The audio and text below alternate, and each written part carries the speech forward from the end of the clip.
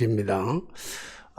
오늘도 우리 예배를 사모하며 또 하나님의 은혜를 간절히 소망하면서 이 예배에 참여하신, 특별히 교회 함께 나와서 예배에 참여하신 여러분들과 여러분들 가정과 일터 위에, 특별히 육신의 몸은 여기에 있지 않지만 우리 각자 위치에서 또 동영상 예배, 실시간 예배로 또 이 시간에 참여하는 우리 성도님들과 또한 실시간 예배에는 참여하지 못한다 할지라도, 여러 가지 사정이 있어서 못한다 할지라도 예배가 끝난 후에 또 동영상으로 이 설교를 함께 동참하고 있는 우리 모든 성도님들에게 우리 말할 수 없는 하나님의 위로와 평강과 축복과 은혜가 넘쳐나게 되시기를 주님의 이름으로 축원합니다. 누군가는 이렇게 말했습니다. 세월이 약이라고 말입니다. 세월이 지나가면 다 아물 거라고 얘기합니다. 세월이 지나가면 다 치유될 거라고 생각합니다. 세월이 지나가면 다 잊혀질 거라고 그렇게 생각합니다. 여러분들은 어떻게 생각합니까? 여러분도 정말 세월이 약이라고 생각하십니까? 세월이 가면 다 잊혀질 거라고 생각하십니까? 세월이 지나면 다 아물 거라고 생각하십니까? 세월이 지나면 다 고쳐질 것이라, 치유될 것이다, 회복될 것이다, 그렇게 생각하고 있으십니까? 어떤 사람들에게는 실제로 세월이 약일 수 있습니다. 세월이 지나가면 잊혀지기도 하고 치유되기도 하고 회복되기도 하고 다 아물기도 합니다. 그러나 어떤 사람들에게는 세월이 약일 수가 없습니다. 세월이 지나도 여전히 아픔은 그대로 남아있고, 상처는 그대로 남아있고, 고통도 그대로 남아있는 것을 우리가 알 수 있습니다.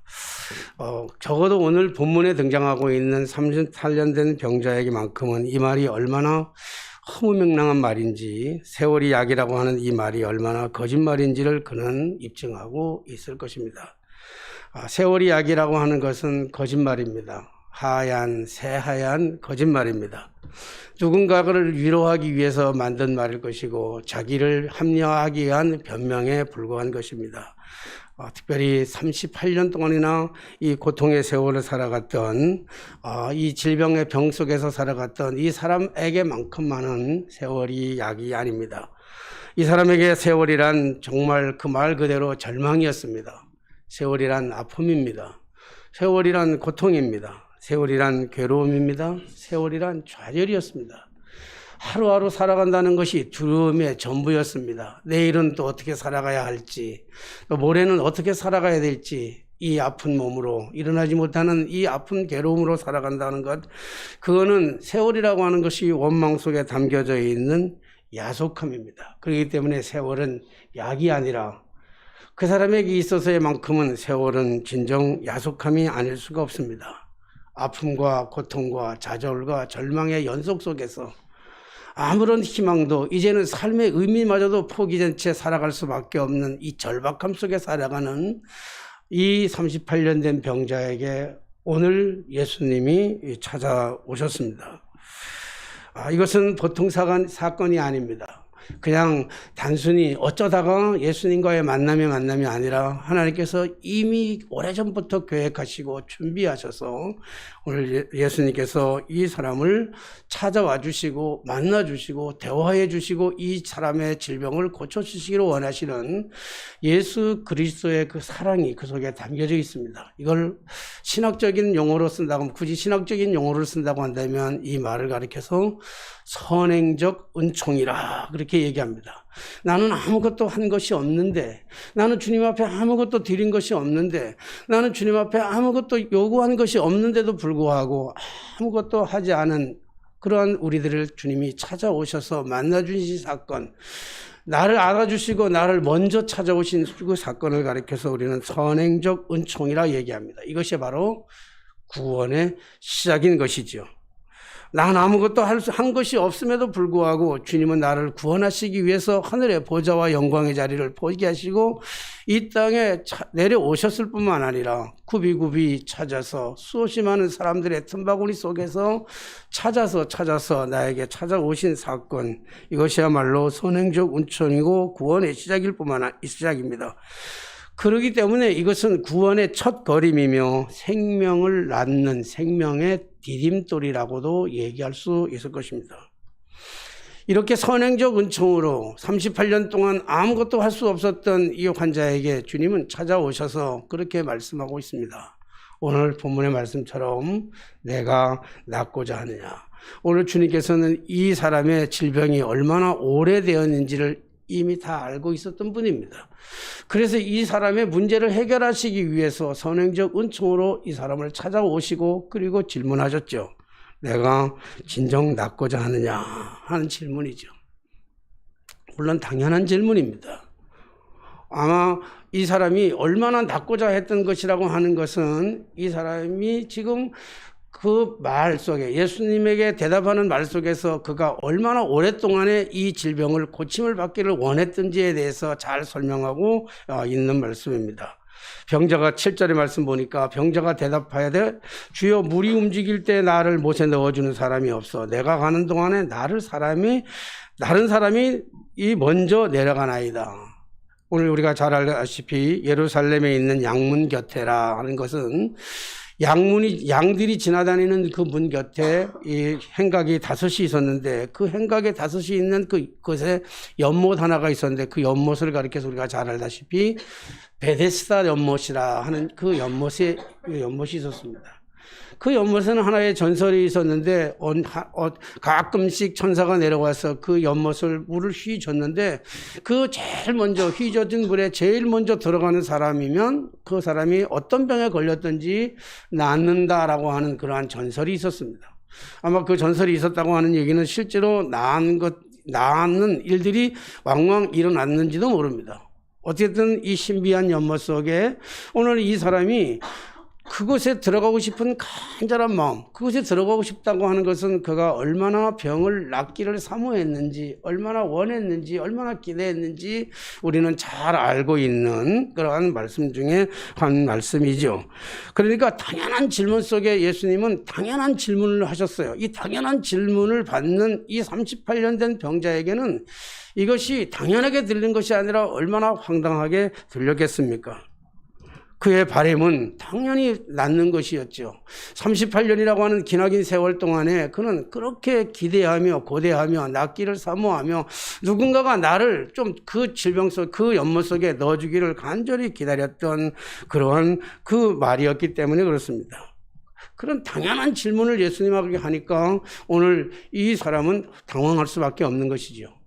뿐만 아니라 지금 예수님의 나이로 본다고 한다면 육신의 나이로 본다면 지금 33세가 채 안 된 나이입니다. 그러니까 이 38년 된 병자가 예수님이 낫기도 전에 이 땅에 오시기도 전에 38년 된 병자는 이미 이 질병에 걸려서 그 행각에 누워있는 그러한 사람입니다.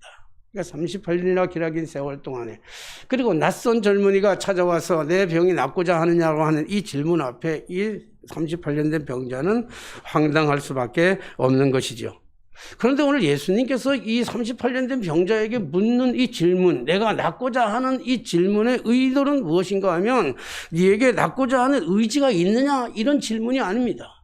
네가 얼마나 이 병을 낫고 싶어하는 그 강력한 의지가 있었느냐 이 질문이 아닙니다. 네가 정말 병이 낫고자 하는 그 바람이 네 안에 있느냐라고 하는 질문도 아닙니다. 정말 네가 이 병을 낫고자 하는 소원이 너한테는 있느냐라고 하는 질문이 아닙니다.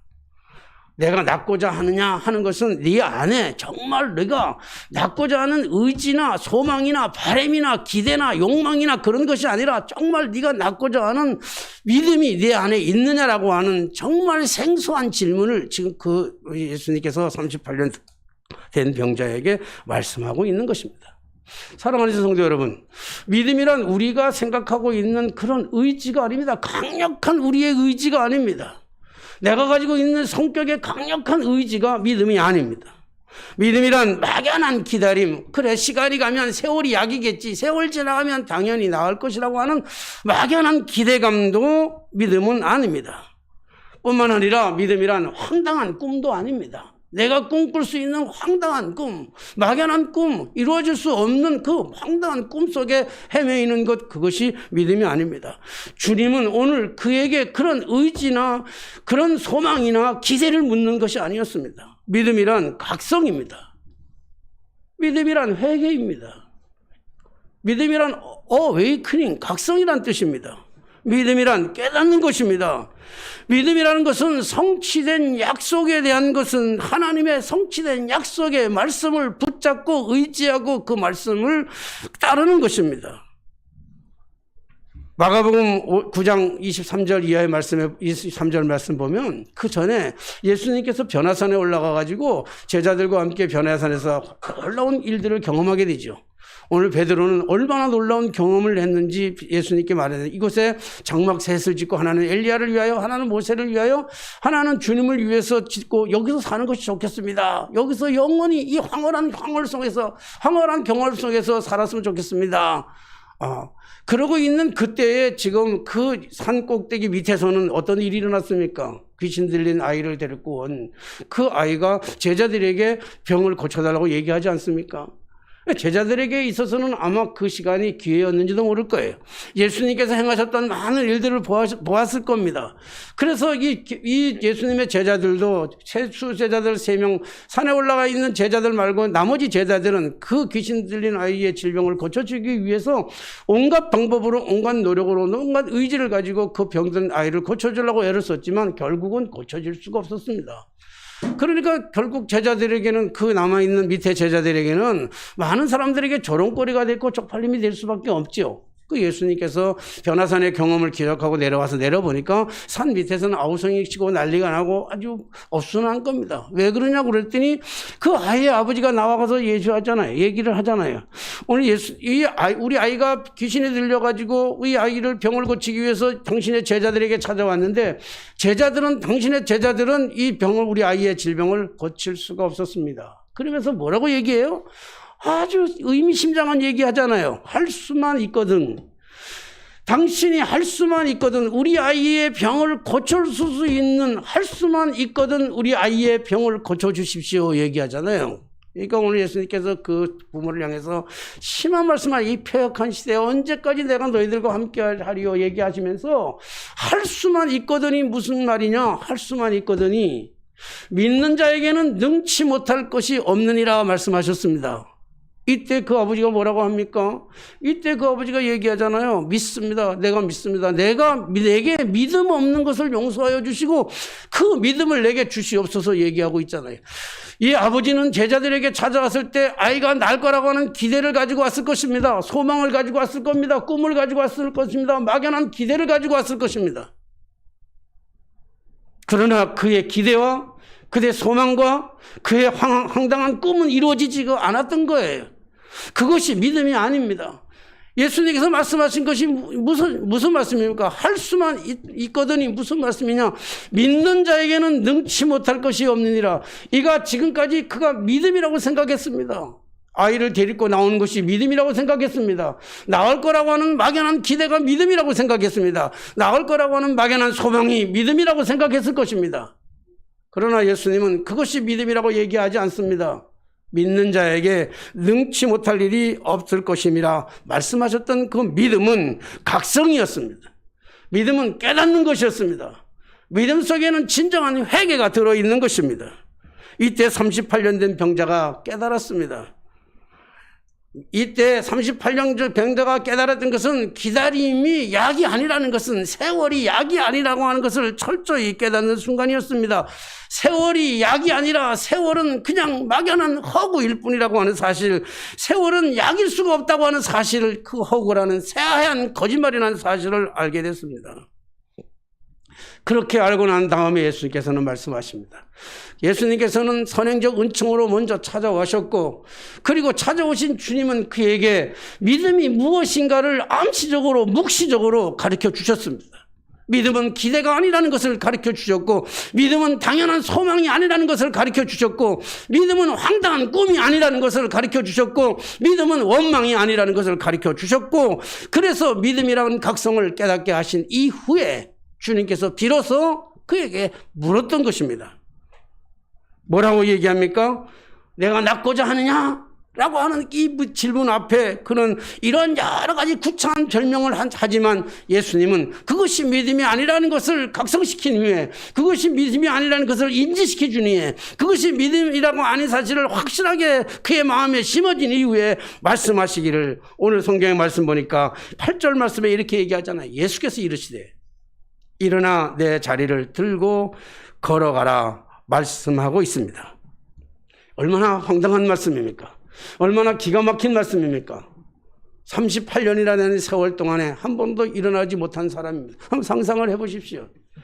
응? 한번 생각해. 다리가 부러져가지고도 일어날 수 없는, 다리가 부러져도 2달 동안 생고생하면서 살아갔던 그런 사람인데, 응? 어떻게 38년이나 된 사람, 그러니까 다리를 한 번도 안 썼다고 하는 것은 그 다리에 근육이 없다는 얘기입니다.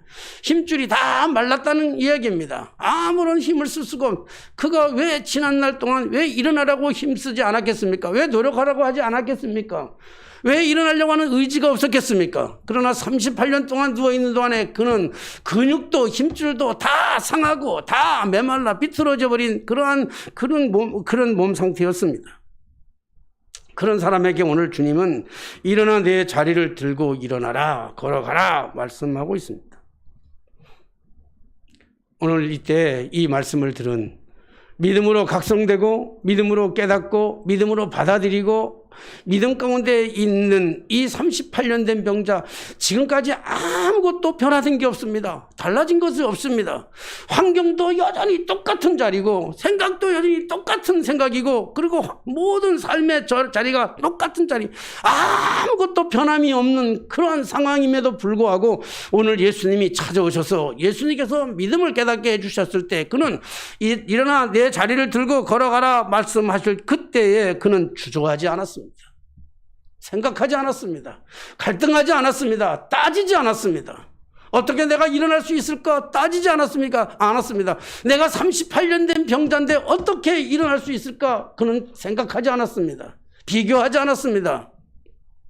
믿음은 인지가 아닙니다. 믿음은 따지는 것이 아닙니다. 믿음은 생각하는 것이 아닙니다. 믿음은 비교하는 것이 아닙니다. 믿음이라는 것은 그저 아멘이 있을 뿐입니다. 아멘입니다. 일어나 걸어가라, 내 자리를 들고 걸어가라. 그랬을 때 그는 의심하지 않았습니다. 아멘이었습니다. 아멘, 아멘.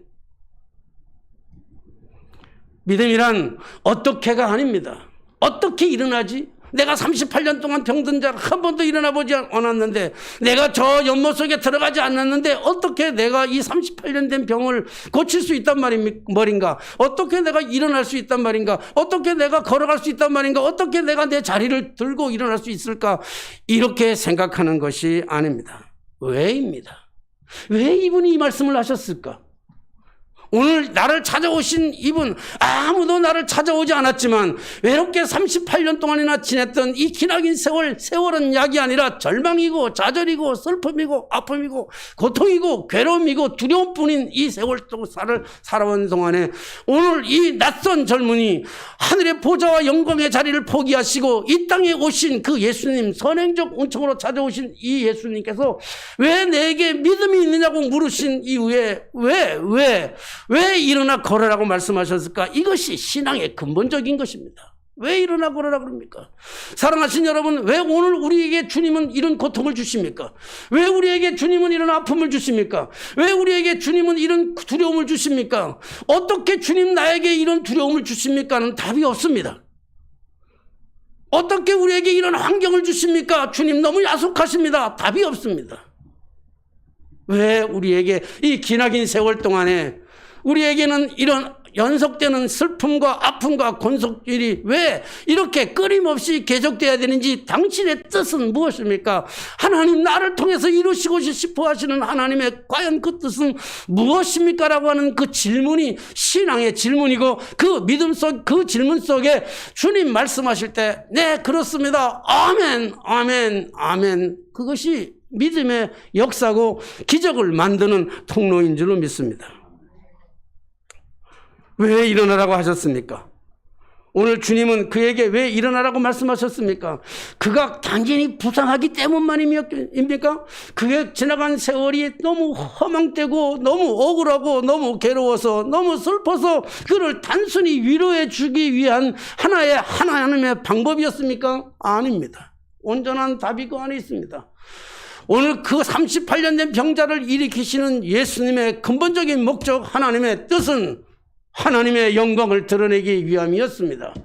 만인을 구원하시기 위한 하나님의 분명한 계획이 그 속에 담겨져 있기 때문입니다. 그것은 38년 된 자에게 주시는 단 한 사람의 답이 아니라 인류 모든 인간들에게 주시고 싶어 하셨던 하나님의 진정한 답이 그 안에 있기 때문에 그렇습니다. 그렇기 때문에 그는 지체 없이 일어나 걷기 시작했습니다. 우리는 믿음으로 응답해야만 합니다. 믿음으로 응답할 때 하나님의 말씀 앞에 믿음으로 아멘입니다. 그리고 믿음으로 응답할 때 그때 그 시간 하나님은 역사를 이루시는 거예요. 우리가 역사를 만드는 것이 아닙니다. 우리가 기적을 만드는 것이 아닙니다. 우리의 힘으로 기적을 만드는 것이 아니라고요. 내 힘으로 기적을 만드는 것이 아니에요. 내 힘으로 내 질병을 고치는 것이 아니고 내 힘으로 내 가지고 있는 모든 문제를 해결할 수 있는 것이 아닙니다. 그러나 주님은 오늘 우리에게 말씀하고 있습니다. 할 수 없는 상황임에도 불구하고 도저히 이룰 수 없는 상황임에도 불구하고 도무지 불가능한 상황인 것을 알면서도 주님을 말씀하실 때 네, 아멘 하고 실행하고자 할 때 그때 비로소 하나님은 그 실행하고자 하는 그 믿음을 통해서 하나님의 역사, 하나님의 기적, 하나님의 표적, 하나님의 치유, 하나님의 회복은 일어나게 되어지게 되는 줄로 믿습니다. 의사도 고칠 수 없었던 병입니다. 친구도 고쳐줄 수 없었던 병입니다. 부모도 고쳐줄 수 없었던 병입니다. 그 많은 돈으로 가지고도 치료할 수 없는 질병의 문제입니다. 그러나 주님이 하시고자 마음 먹으시면 그날 하게 되는 줄로 믿습니다. 믿음이란 막연한 기다림이 아닙니다. 믿음이란 막연한 기다림이 아니라 믿음으로 우리가 응답하는 순간, 그 순간에 일어나는 하나님의 역사요, 하나님의 표적인 줄로 믿습니다. 많은 사람들이 생각합니다. 역사를 자기가 하는 것처럼 생각합니다. 자기의 의지, 자기의 힘, 자기의 노력, 내 힘으로 할 수 있을 거라고 생각합니다. 내 노력으로 할 수 있을 거라고 생각합니다. 아니, 세월이 지나면 다 치유될 거라고 회복하며 막연한 기대감을 가지고 살아가고 있습니다. 아닙니다. 세월은 약이 아닙니다. 세월은 누군가가 우리를 위로해 주기 위한 하나의 변명, 하나의 합리화에 불과한 것이죠. 나쁜 말은 아닙니다. 그렇기 때문에 우리는 새빨간 거짓말이 아니라 새하얀 거짓말이라고도 얘기하는 것이죠. 세월만 가지고 되는 것이 아니라는 거예요. 막연히 기다려서 되는 것이 아니라는 겁니다. 막연히 세월이 지나가면 당연히 해결될 것이라고 생각하는 그 기대감이 아니라는 거예요. 기적은 거기서 일어나는 것이 아닙니다. 하나님은 그 일을 통해 오늘 이 38년 된 환자를 고쳐주는 이 일을 통해서 예수가 그리스도이심을 진정으로 보여주고 싶었던 것입니다. 이 사건은 어쩌면 우리에게도 동일하게 일어나는 은총이 아닐까요? 오늘도 수없이 많은 사람들이 이 땅에 살아가면서 눈이 있으면서도 제대로 볼 수 없고 귀가 있으면서도 제대로 듣지 못합니다. 어떤 사람은 암병에, 어떤 사람은 관절병에, 어떤 사람은 위장병에, 어떤 사람은 여러 가지 인생의 곳곳이 갖가지 많은 오늘 이 베데스다 연못과 양문곁 이 다섯 개 있는 행각 옆에 누워있는 온갖 질병의 사람들처럼 어떤 사람은 우울증에 이렇게 하루하루를 살아가면서 어쩌면 세월이 약일 것이라면서 어쩌면 세월이 치료해 줄 것이라고 생각하는 그 막연한 기대 속에서 하루하루의 삶을 한편으로는 고통 속에서, 한편으로는 절망 속에서, 한편으로는 원망 속에서, 한편으로는 두려움 속에서 살아가고 있는지도 모릅니다. 오늘 더 심각한 것은 코로나19라고 하는 이 엄청난 생각지도 못했던, 한 번도 살아보지 못했던 이 엄청난 이 위기 앞에 우리는 두려움에 떨 수밖에 없는 이러한 삶을 살아가고 있을 수밖에 없습니다. 세월이 지나면 코로나도 없어지겠지. 그러기를 2년 세월이 지나왔습니다. 막연한 기대가 아닙니다.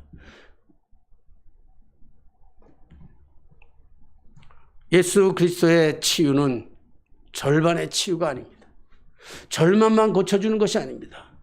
예수 그리스도가 우리를 찾아오셨던 선행적 은총을 통해서 치료해 주는 사건은 단순히 머릿속에 있는 정신적인 것만은 치료해 주는 것이 아닙니다. 생각만 바꿔주는 그런 치료가 아닙니다.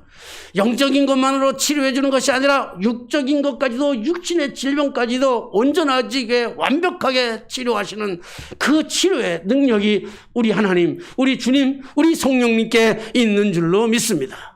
오늘 주님은 묻습니다. 다시금 묻습니다. 낫고자 하느냐? 내가 낫고자 하는 의지가 있느냐? 내가 낫고자 하는 욕망이 있느냐? 내가 낫고자 하는 기대가 있느냐? 이 질문이 아니라 네가 낫고자 하는 믿음이 있느냐? 그렇게 말씀하고 있습니다. 오늘 그가 믿음을 가지고 일어나 걸을 때 하나님의 놀라운 기적의 역사, 그의 다쳐졌던 심줄이 생겨나게 되고 그의 다쳐졌던 근육이 생겨나게 돼서 그는 걷기도 하고 뛰기도 한 놀라운 역사가 나타나게 된 줄로 믿습니다. 하나님은 이를 통해서 하나님의 영광, 하나님의 치유, 하나님의 회복, 이 모든 사람의 세월이 약이라고 기다렸던 막연한 사람의 인생의 문제를 완벽하게 확실하게 치유해 주시고 고쳐주신 줄로 믿습니다. 이 믿음이, 이 치유와 회복의 역사가 우리가 고칠 수 없었던 우리 안에 있는 갖가지 여러 가지 어려운 문제들, 정말로 해결할 수 없는, 시간이 지나도 해결되지 않았던 우리 안에 있는 이 갖가지의 문제들이 완벽하게 치료되는 기적의 역사가 일어나게 되시기를 주님의 이름으로 축원합니다. 오늘 우리가 읽지는 성경을 읽지 않았지만 그 14절 말씀 한 번 더 보겠습니다. 14절 말씀입니다. 14절 말씀 우리 한번 같이 읽을까요? 14절 시작.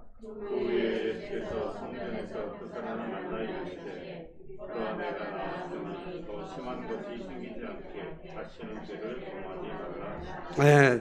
오늘 이 말씀을 치유하신 분이, 치유하신 사람이 예수님께서 이 사람에게 얘기합니다. 아무에게도 알리지 말라고 얘기합니다.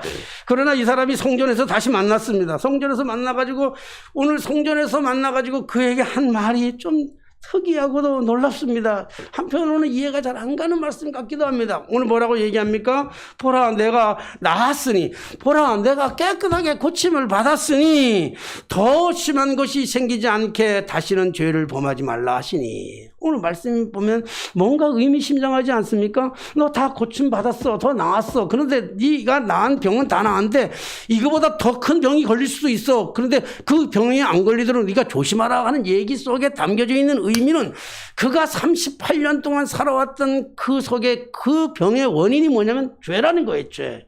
여러분 이해가 되지 않잖아요. 38년 동안 그가 무슨 죄를 그렇게 졌겠습니까?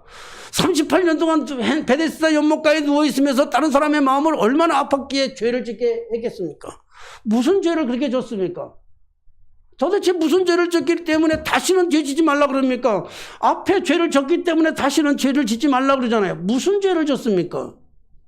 오늘 이해가 안 가는 말씀입니다. 죄 진 게 없는데 왜 죄를 지었다고 얘기하냐고요. 그리고 죄를 지면 더 큰 병이 걸 거니까 다시는 죄 짓지 말라고 그럽니까? 사랑하신 여러분, 오늘 주님이 말씀하시고 있는 죄의 의미는 이런 의미가 아닙니다. 우리가 알고 있는 상식적인 죄가 아닙니다. 도덕적이고 윤리적인 그런 죄가 아닙니다. 남의 물건을 훔쳤기 때문에 그런다는 게 아닙니다. 남의 마음을 아프게 했기 때문에 죄를 졌다고 얘기하는 것이 아닙니다. 오늘 예수님께서 말씀하셨고 하셨던 이 죄는 무슨 죄냐면 그에게 물었던 죄입니다. 믿음이 있느냐는 겁니다. 네가 의지가 있느냐가 아닙니다. 믿음이 있느냐는 죄, 그걸 물었잖아요. 믿음이 있느냐? 네가 낳고자 하는 진짜 믿음이 있느냐? 사랑하신 여러분, 죄 중에 가장 무서운 죄가 무슨 죄입니까? 불신의 죄입니다. 믿음이 없는 죄가 가장 큰 죄입니다. 하나님을 믿지 않는 죄, 예수님을 믿지 않는 죄, 성령의 역사를 믿지 않는 죄, 이보다 더 무서운 죄가 없습니다. 이런 죄는 구제받을 수 있는 길이 없습니다. 윤리적인 죄, 도덕적인 죄, 남의 물건을 훔친 죄는 갚으면 됩니다. 그러나 믿음이 없는 죄는 회복할 수 있는 죄가 아닙니다. 오늘 이가 저질렀던 이 죄는 38년 동안 살아왔던 그의 죄성은 무엇을 훔쳤기 때문에, 도둑질했기 때문이 아니라, 살인했기 때문이 아니라, 양심을 속였기 때문이 아니라 하나님에 대한 온전한 믿음이 없었기 때문입니다. 오늘 주님 물으실 거예요. 오늘 내게 믿음이 있느냐? 오늘 주님은 다른 걸 묻지 않아요. 내게 믿음이 없느냐? 오늘 주님은 이런 거 안 묻습니다. 네가 돈이 있느냐? 묻지 않습니다. 네가 건강하냐? 묻지 않습니다. 네가 시간이 많으냐? 묻지 않습니다. 네가 얼마나 지식을 많이 가지고 있느냐? 이런 것 질문하지 않습니다. 오늘 주님의 우리에게 묻는 질문은 내가 믿음이 있느냐?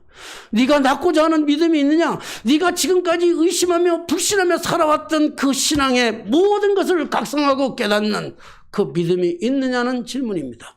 왜요? 왜 질문하십니까? 오늘 우리를 회복시키시기 위한 하나님의 놀라우신 질문인 줄 믿습니다. 우리를 고쳐주시기 위한 하나님의 질문입니다. 우리를 괴롭히기 위한 질문이 아니라, 우리를 고통 속에 몰아가기 위한 질문이 아니라, 우리를 갈등 속에 몰아가기 위한 질문이 아니라, 우리의 문제를 해결해 주시기 위한, 우리의 아픔을 해결해 주시기 위한 막연히 세월은 약이라고 하는 기대 속에서 살아갔던 그 고통의 세월의 문제를 해결해 주시기 위한 주님의 질문은 내가 믿음이 있느냐, 내가 낳고자 하느냐 하는 질문입니다. 오늘 주님 그 말씀이 무엇이든지 간에 어떻게 그럴 수 있습니까? 어떻게 할 수 있습니까? 안 됩니다. 내 힘으로, 내 노력으로 압니다. 주님은 내 힘으로, 내 노력으로, 내 의지로 안 되는 건 압니다. 주님의 선행적 은총은 그러나 주님께서 하십니다. 주님께 맡기면 됩니다. 주님이 일어나라고 하면 일어나시면 됩니다. 주님이 걸어가라면 걸어가시면 됩니다. 주님이 멈추라 그러면 멈추시면 됩니다. 그러면 하나님께서 나머지 역사는 하나님의 손에서, 하나님의 방법으로, 하나님의 뜻대로 해결해 주실 줄로 믿습니다.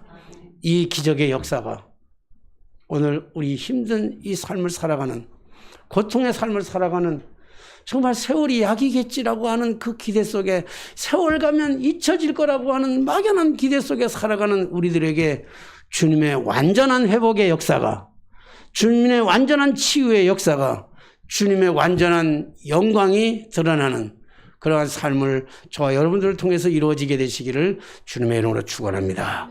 기도하겠습니다.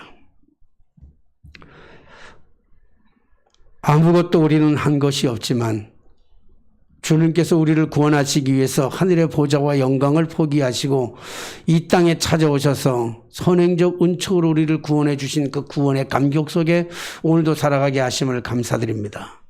38년 동안 아무도 기대하지 않았고, 아무도 찾아오지 않았고, 아무도 동정하지 않았던 그에게 주님은 찾아오셔서 그의 38년 된 그 근본적인 문제, 인생의 가장 근본적인 문제를 해결해 주셨던 것처럼, 오 주여, 오늘도 우리에게 찾아오셔서 역사하시는 주님의 음성 앞에 갈등하거나 고민하거나 비교하거나 따지지 않고 그냥 아멘으로 순종하며 따를 수 있는 저희들의 믿음을 통해서 우리의 삶의 과거의 아픈 것들이 다 회복되고 치유되게 하여 주옵소서.